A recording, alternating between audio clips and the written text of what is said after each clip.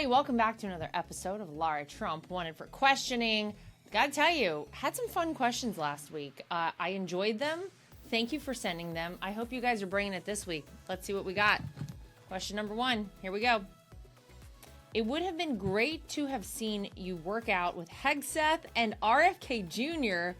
Who else are you inviting if you can organize a big workout? Well, stay tuned. I think we're going to have something you're going to like coming up pretty soon. I'm working on all of that. You know, when I interviewed Secretary Kennedy for my Fox show, my whole idea with that was like interview and then workout. Because, I mean, this guy's a workout fiend. I remember when he was a Democrat running for president and he was out doing bench press. I was like, look, I'm not going to hate on it. I love a good workout video. Don't kid yourself. Don't tempt me with a good time. Absolutely. So really was into it then, especially into it now. And I think we're going to have something coming up very soon, potentially with the presidential physical fitness test on the line. Here's what I want to say, though, very quickly about that Pete and Bobby challenge I think that you're referencing.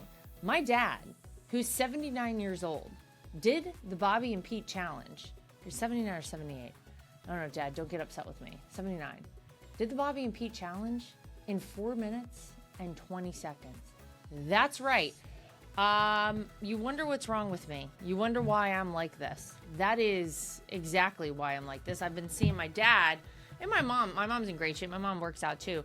See my parents work out my whole life. My dad is he's just another kind of an animal. You just don't find him like that. My dad still plays basketball. He's just like, it's great. I love it.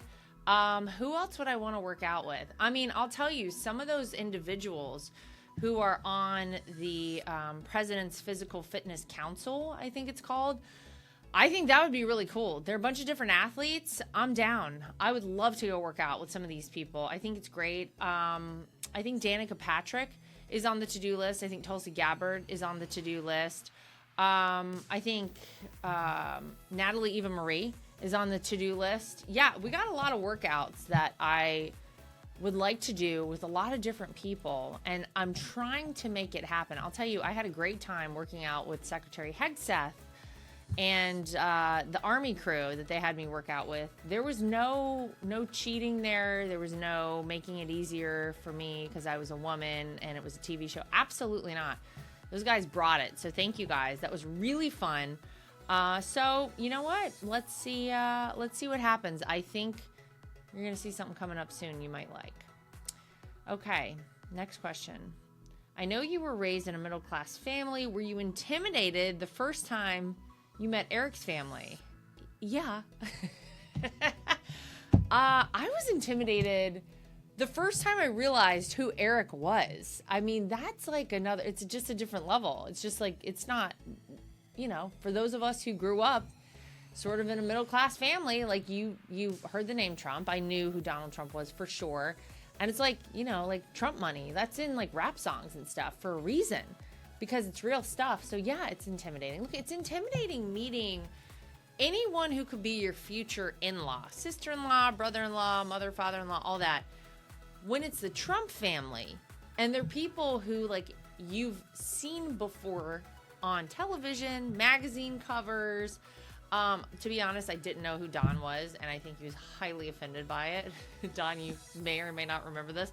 First time I met Don, I think Eric and I went to lunch in Mount Kisco, New York. We used to have a house, and Eric had a house, and then we kind of had it together, and then we bought a new house in this area. We used to have a house close by this one restaurant, Lexington Square Cafe.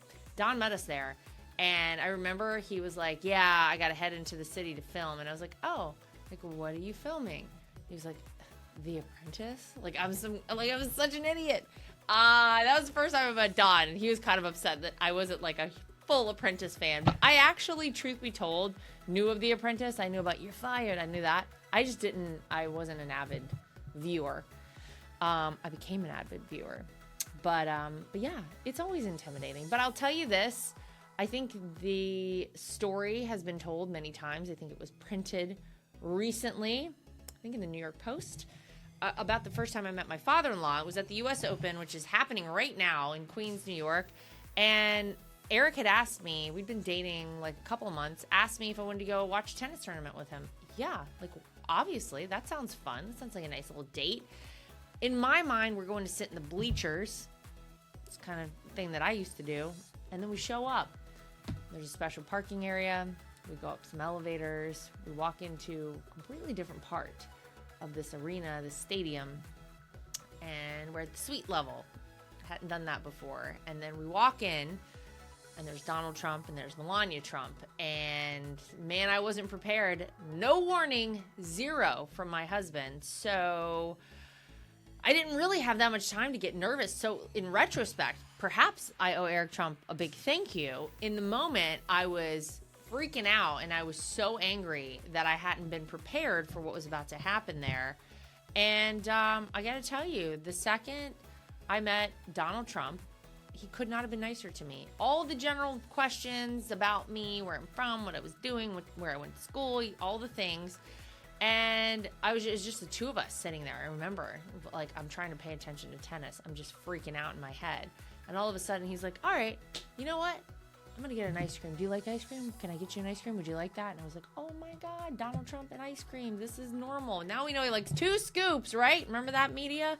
Remember when they went crazy over that? Those absolute nut jobs. And yeah, it was the ice cream. Settled me right down. I was like, well, I can do this. Donald Trump eats ice cream. This is pretty normal. And from there on, it's been smooth sailing. Or has it? It's been smooth sailing with our relationship, but haven't been smooth sailing with a lot of stuff to do with our family. I think you know about that. But yeah, it's intimidating. You got to work through it. Got to go in, knowing yourself. And that's what I did. And here we are, all these years later. I won't tell you how many years ago that was. But there was no 2 that came after the 20. There was no 1 that came after the 20. It was 200 something. Isn't that upsetting? Yeah. Okay, I'm going to get back to that in the next question, but I've got to tell you about Strong Cell. Strong Cell is a great tasting, refreshing daily supplement drink in a simple 2-ounce sip, packed with clean, healthy ingredients and NADH, one of the most powerful nutrients your cells need to thrive. Here's the reality. As we age, our cellular health starts to break down, which can mean low energy, brain fog, and aging-related issues. But with Strong Cell, your cells can get what they need and your entire body wakes up.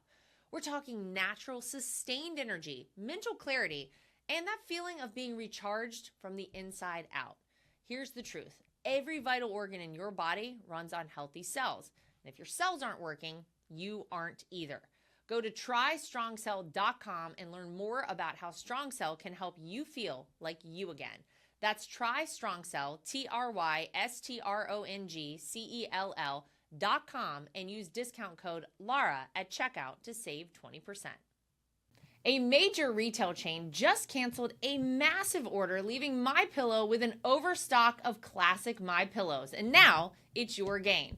For a limited time, MyPillow is offering their entire classic collection at true wholesale prices. Get a standard MyPillow for just $17.98. Want more? Upgrade to queen size for only $22.98 or king size for $24.98. Snag body pillows for $29.98 and versatile multi-use pillows for just $9.98. Visit mypillow.com and use promo code TRUMP or call 800-624-3945 to score these amazing deals. Plus, when your order totals $75 or more, you'll receive $100 in free digital gifts. No strings attached.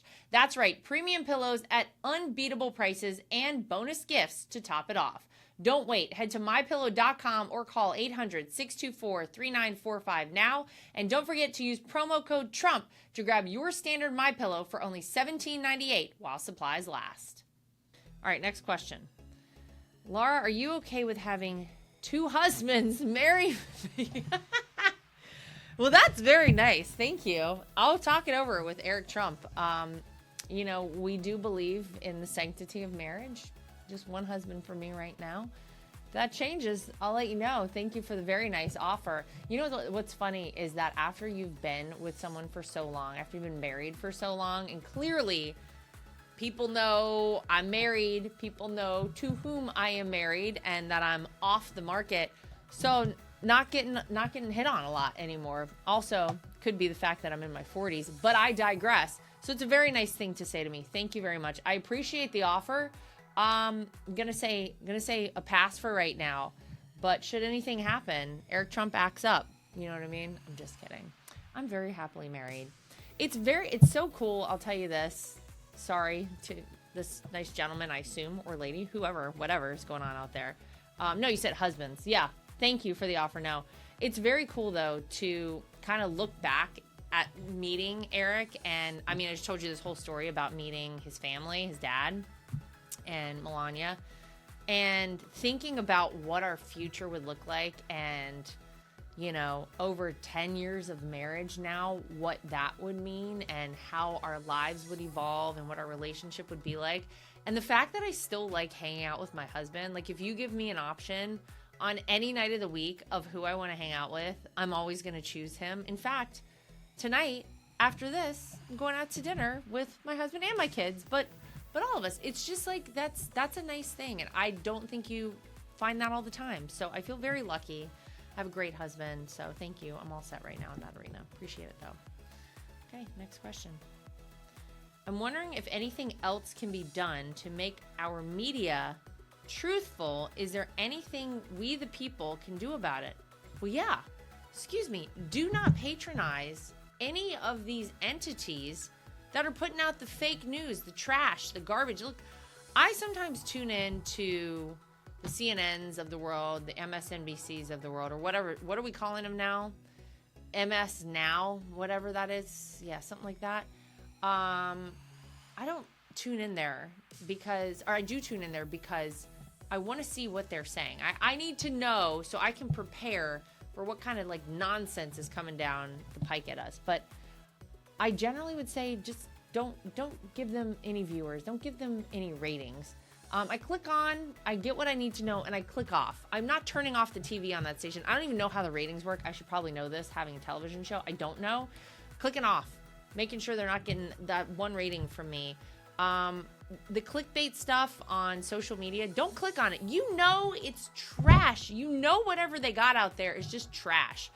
And it's so fake, and they don't care about doing the right thing and actually investigating their sources. They don't care about clarifying information, ensuring that it is proper and accurate and all those things. They don't care about that. They want you to click on it. If they get it wrong, they'll print a retraction 10 days later at the very bottom of their website, which no one will see. They don't care. So don't give them the clicks. Don't give them the viewership. Don't give them any of that. And look, their ratings are going down all over the place in these liberal, you know, kind of legacy media outlets. Look at the newspapers, man, they're dying. All of these outlets are dying. You know where we're seeing like a huge increase in viewership? I'll tell you, Fox News has gained a lot of viewers over the course of the past 10 years. Podcasts like this have gained a lot of viewers over the past several number of years because people just don't trust the mainstream media out there. We have to hold these people accountable in the same way we would hold anyone accountable. And the thing they care about the most are advertisers and their money. And if their ratings are low, the advertisers are not going to pay. And so they're going to have to figure out another way. And that's going to have to be telling the truth. So that's my best advice. And whenever you see any nonsense out there, you fix it. Tell them, send them a message, give them a call, write an email them. Say like, we know what you're doing is complete garbage. Obviously, call them out for it. Okay, next question. Have you ever hiked? What is your favorite hike? Oh God, this is such a good question. Thank you for asking this. I have had a journey with hiking. I will never forget. God, this is such a vivid memory. When I was a kid, my dad, it's so crazy how life comes full circle. My dad was so into hiking, outdoor activity, wanted to get us as a family out hiking. And I remember I was like, oh, I hate hiking because it's kind of a forced activity for kids. Like if we're being totally honest, I'm trying to imagine me like really gearing my kids up for a several mile hike. I don't know. I mean, they're not that old, but God, I must have been in like 4th or 5th grade and everybody had the Chuck Taylor high tops, but they were like there were like special edition super high ones. It's all I wanted in life. God, it's all I wanted. And I'll never forget, my dad took me to this sporting goods store in Wilmington, North Carolina, Bozeman Sporting Goods, that's what it was called. And that's all I wanted. I was like, Dad, those are the ones. And he was like, oh, we're not getting those. We got to get sneakers for hiking. He made me, Dad, you know this is true. He made me get these Velcro sneakers. I was so embarrassed. I was so upset. All I wanted were these Chuck Taylors. They were so cool. They were gray and hot pink. If they made them today, I would rock them so hard. And he was like, we're going to get these. You can't wear those things hiking. Those don't give you any stability. There's no cushion in that. So I had to get these crazy looking Velcro sneakers. That's right. I was in like 4th or 5th grade. I was so embarrassed. And we went and we hiked wherever we were. But I mean, I remember like begrudgingly doing it. Like I really was upset about having to go on this hike. Talk to me right now. Love a hike. If you told me we're going for a 10-mile hike tomorrow, I am in right now. No questions asked. I love it because I love working out. I love physical activity. I love being outside, being part of like nature and all that stuff. What's better than a hike? If you get all of it, it all happens together. That is probably my hike memory, sadly, to this day. Now, the best hike I ever did was with Eric 2 years ago. We went to Norway and we hiked. God, this must have been like a round trip. It was probably about a 10-mile hike. And it was so steep and so crazy. We hiked up onto a glacier and up a glacier. We had to put like the crampons on, like the things that grip you into the ice, helmets. But it was so pretty. It was so cool. It was very steep, very challenging. I loved it. Loved everything about it. And we met the coolest woman who just happened to be staying at the same place we were and sort of like joined in with us. And we still kind of communicate to this day. It was great. She and I also went for a run shortly thereafter, like days following it, just the two of us. It was great. Great trip, great memory, great hike. So yeah, I love hiking. I was a little scarred from it early on with those Velcro shoes, Dad, to be honest. But I got over it and I've moved on. And you know what? Now I'm going to go look up and see if they have those Chuck Taylors I wanted. I eventually got something similar to those. I don't remember exactly what I ended up with, but it wasn't the ones that I specifically saw in Bozeman Sporting Goods. But that's okay. Because you know what? Sometimes in life, you got to go through these things. You got to struggle a little bit. It's got to be a little tough. That's all right. Made me who I am today. Made me resilient. I got through the Velcro shoes, got through that hike. All right, that's going to do it for us for this episode of Lara Trump. Wanted for questioning. Amazing questions again. Send us more. Post under this episode. Go to all of our social media. Make sure you send us whatever you think I should be answering, and I will do my very best. Make sure you like, subscribe, share, and follow, and we will see you back here next time for more of Lara Trump. Wanted for questioning.